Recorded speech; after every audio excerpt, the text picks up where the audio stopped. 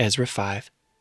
Now the prophets, Haggai and Zechariah, the son of Iddo, prophesied to the Jews who were in Judah and Jerusalem, in the name of the God of Israel who was over them.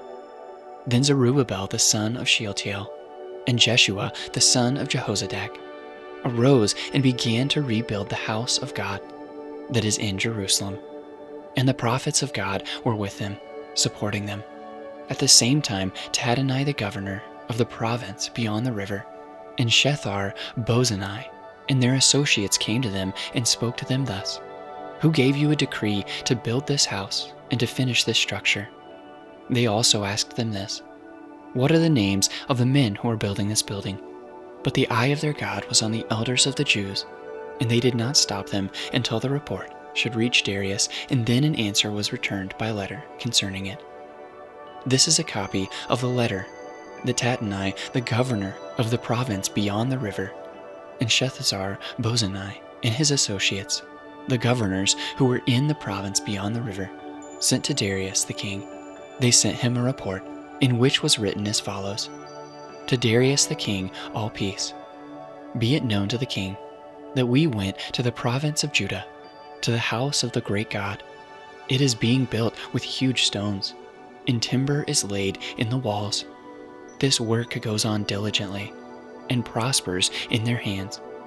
When we asked those elders and spoke to them thus: Who gave you a decree to build this house and to finish this structure? We also asked them their names, for your information, that we might write down the names of their leaders. And this was their reply to us: We are the servants of the God of heaven and earth, and we are rebuilding the house that was built many years ago, which a great king of Israel built and finished.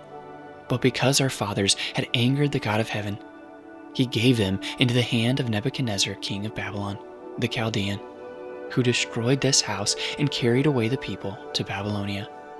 However, in the first year of Cyrus, king of Babylon, Cyrus the king made a decree that this house of God should be rebuilt, and the gold and silver vessels of the house of God, which Nebuchadnezzar had taken out of the temple that was in Jerusalem and brought into the temple of Babylon, these Cyrus the king took out of the temple of Babylon, and they were delivered to one whose name was Sheshbazzar, whom he had made governor. And he said to him, Take these vessels, go and put them in the temple that is in Jerusalem, and let the house of God be rebuilt on its site.